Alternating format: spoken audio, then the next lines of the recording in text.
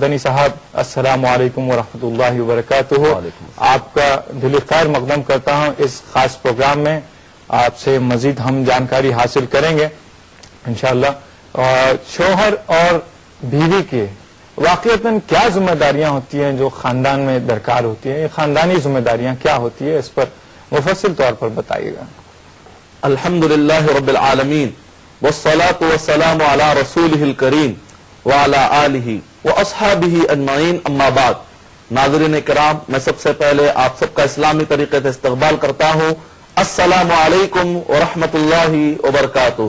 آپس میں ذمہ داری ادا کرنے یا نہ کرنے سے خاندان پر بڑے گہرے اثرات مرتب ہوتے ہیں۔ جہاں تک شوہر کی بات ہے، سورہ نساء سورہ نمبر 4 آیت نمبر 32 کے اندر، اور بیوی سے متعلق بھی جو ذمہ داری بنتی ہے، سورہ نساء سورہ نمبر 4 آیت نمبر 32، 33، 34 کے اندر اللہ سبحانہ و تعالیٰ نے ارشاد فرمایا کہ بنیادی طور پر شوہر پر یہ ذمہ داری ہے کہ وہ بیوی کی معاشی ذمہ داریوں کو اٹھائے، اور اسی طریقے سے عورت کی جسمانی ضروریتیں اور اسی طریقے سے عزت اور ناموس کی حتی الامکان کوشش کرے۔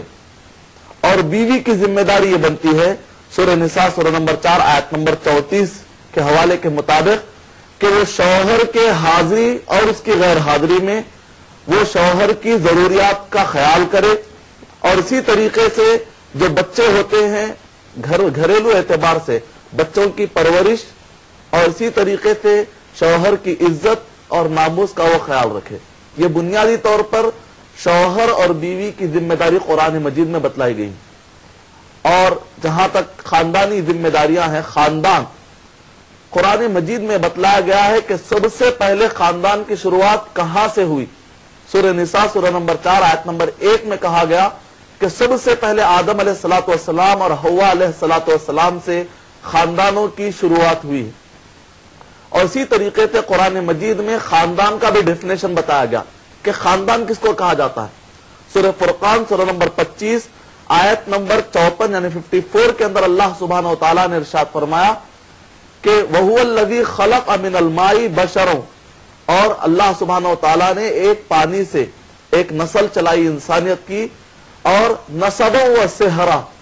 اللہ سبحانہ و تعالیٰ نے خاندان کا ڈیفینیشن دیتے ہوئے فرمایا کہ خاندان کہتے ہیں کہ وہ جو بلڈ ریلیشن میں آتا ہے، اور دوسرا وہ جو انلاس ریلیشن میں آتا ہے، یعنی کہ ددیال، ننیال اور سسرال، اس کو خاندان کہا جاتا ہے۔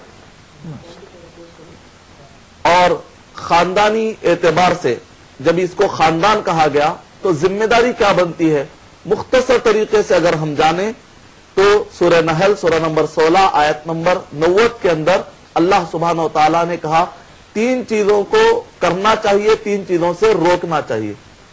انصاف کو قائم کرنا چاہیے، اور اسی طریقے سے احسان، ایک دوسرے کے ساتھ احسان کا سلوک، حسن سلوک ہونا چاہیے، وَإِيتَاءِ ذِي الْقُرْبَى، اور دوسروں کی ضرورت پر کام آنا چاہیے۔ 3 چیزوں سے روکنا چاہیے، گھر کے اندر، خاندان کے اندر بڑے بڑے گناہوں سے خاندان میں ایک دوسرے کو روکنا چاہیے، چھوٹے چھوٹے گناہوں سے بھی روکنا چاہیے، اور اسی طریقے سے سرکش اور ظلم کے کاموں سے بھی روکنا چاہیے۔ یہ مختصر طریقے سے ذمہ داری قرآن مجید میں بتلائی گئی۔ ہیلو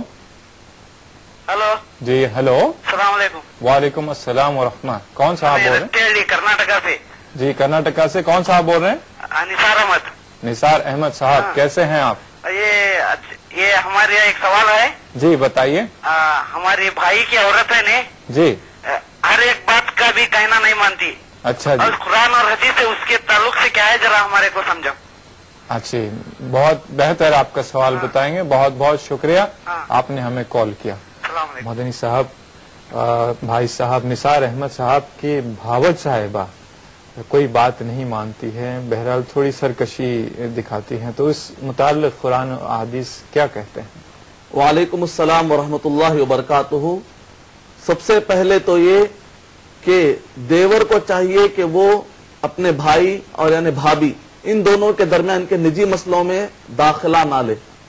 بھائی کو چاہیے کہ وہ آپس کا مسئلہ خود سلجھا لے، بھائیوں کے اور اسی طرح سسرال کے انوالو ہونے سے مسئلہ اور بڑھ جائے گا۔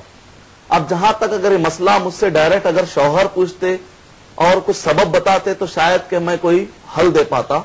اور اس میں یہ بات بھی مجھے واضح نہیں ہے کہ آخر غلطی شوہر کی طرف سے ہو رہی ہے یا بیوی کی طرف سے.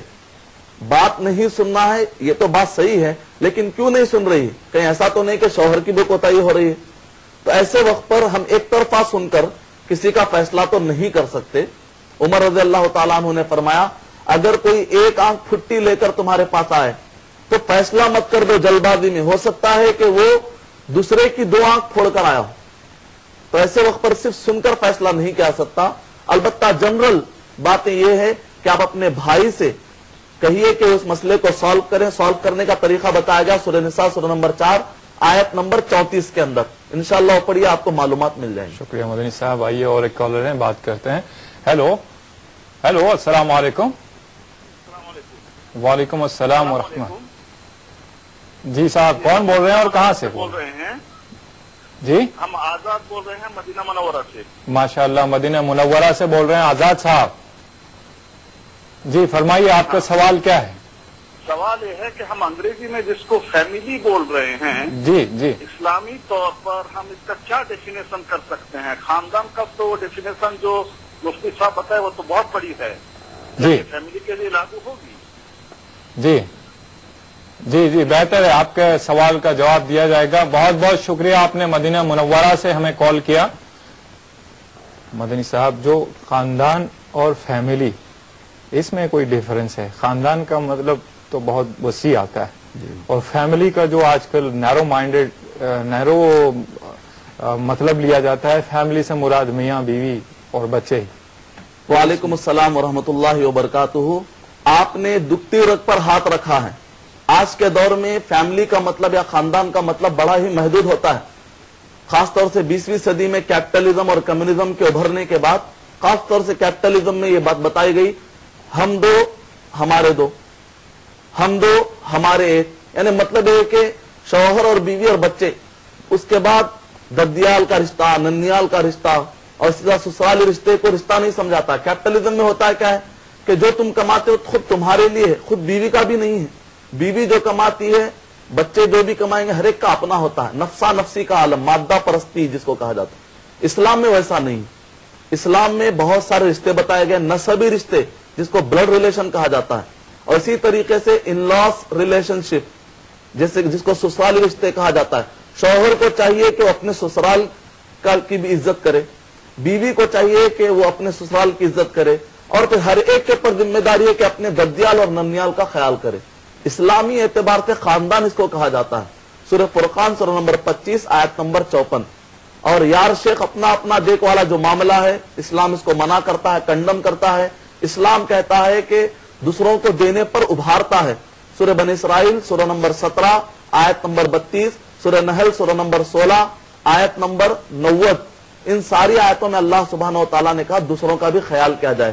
سورہ نساء سورہ نمبر 4 آیت نمبر 36 کے اندر بھی اللہ سبحانہ و تعالیٰ نے نہ صرف رشتوں کو بلکہ اللہ سبحانہ و تعالیٰ نے کہا پڑوسیوں کا تک خیال کرو, بلکہ دور کے رشتے بھی اگر کچھ ہوں تو ان کا بھی خیال کرو. جہاں تک ہو سکے دوسروں کے ساتھ ہمدردی, محبت, الفت اور ان کے برائیوں اور ان کے مصیبتوں کے وقت پر برے حالات اور مصیبتوں میں کام آنے کا جذبہ اپنے دل میں رکھو. یہ اسلام کہتا ہے. بہتر. آئیے اور ایک کالر ہمارے لائن پر ہیں, ان سے بات کرتے ہیں.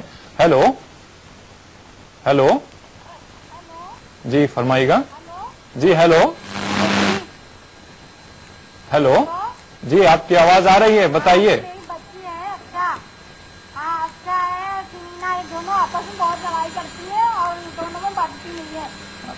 اچھا بچوں میں چاہتی ہوں تو ایسی دعا بتائیے, بہت کہنا نہیں سنتی, نافرمانی کرتی ہیں. جی جی ہلو جی جی ہاں, یہ دونوں بچے نا آپس میں گھر میں بہت لڑائی کرتے ہیں.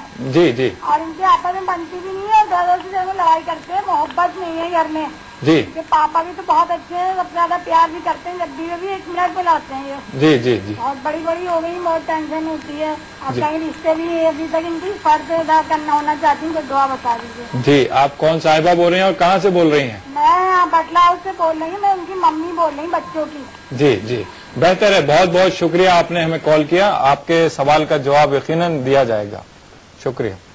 مدنی صاحب بچوں کی وجہ سے خاندان میں بھی بہت سارے اختلافات پائے جاتے ہیں. جیسے ماں باپ کو تو بچے مانتے ہیں, دادا دادی یا نانا نانی کو, یہ ان سے جھگڑے پنچایت ہوتی ہے یا نہیں بنتی ہے تعلقات, یہ وجہ بھی ایک ہوتی ہے جو جوائنٹ